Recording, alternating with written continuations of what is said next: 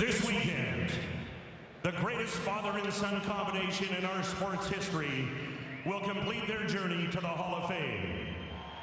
Both men scored over 1,100 points in the NHL. Both scored over 600 goals. In the early 90s, our inductee went on a goal-scoring tear, unlike anything we've experienced since. 70 goals in 91-92, 72 in 89-90, an astounding 86 to close out the 90-91 campaign. Only Gretzky ever scored more in 1 year. 228 goals in 3 seasons, and a Hart Trophy to top it all off. But the best was yet to come. Early in the morning of June 20th, 1999, at 14:51 of the third overtime period of Game 6, he netted the winning goal, handing the Dallas Stars their first Stanley Cup victory in franchise history. He would once again drink from the cup in 2002 with the Detroit Red Wings before retiring in 2005. Ladies and gentlemen, Brett Hull.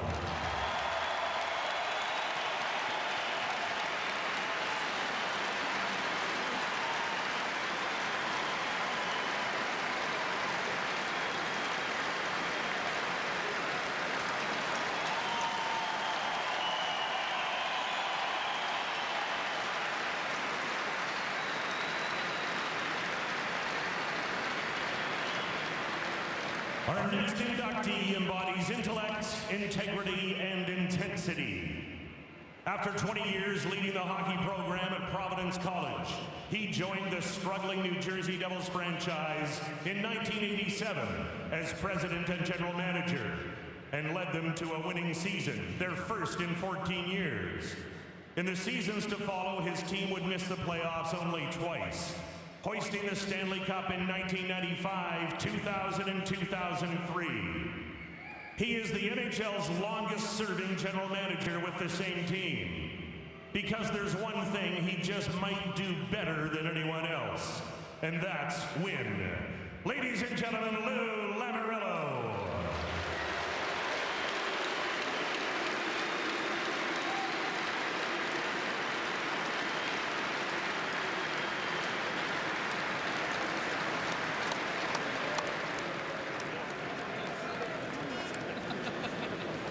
This year, the road to the Hockey Hall of Fame goes through Texas. Well, at least that's where it all started for our next inductee.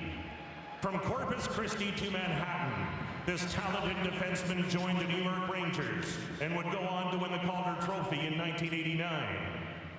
3 years later, from his position on the blue line, he posted a 102-point season.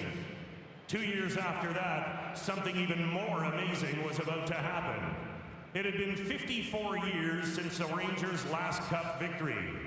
But in 1994, that drought was about to end. He led the Rangers in playoff scoring. He was awarded the Conn Smythe Trophy. He had led his team to their first Stanley Cup since 1940. Ladies and gentlemen, two-time Norris Trophy winner, Brian Leetch.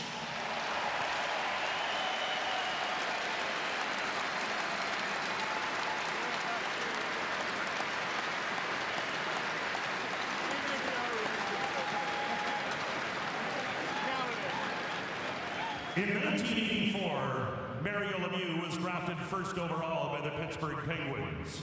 Our next inductee was selected by the LA Kings 169 picks later.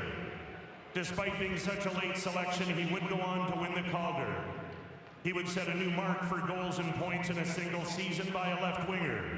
He scored 40 or more goals for 8 straight seasons. He even managed to become teammates with every other player in the Hall of Fame class of 2009. He would win his Stanley Cup as a member of the Red Wings in 2002. Along the way, the 170th pick in the 1984 draft became, and still remains, the highest scoring left winger in the history of the game. Ladies and gentlemen, Luc Robitaille.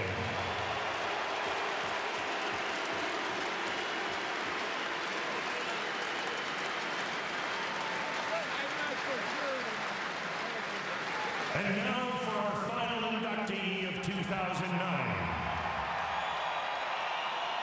He is the 6th highest scoring player in NHL history. He's won the Pearson, the Selke, the Masterton, the Conn Smythe. He led his team to its first Stanley Cup in 42 years in 1997, and he did it again in 1998 and 2002. He helped lead Canada to an Olympic gold medal in Salt Lake 8 years ago. And he's hoping to do it again in 2010. He played 22 NHL seasons, all for the Detroit Red Wings, 19 as their captain. Ladies and gentlemen, Steve Yzerman.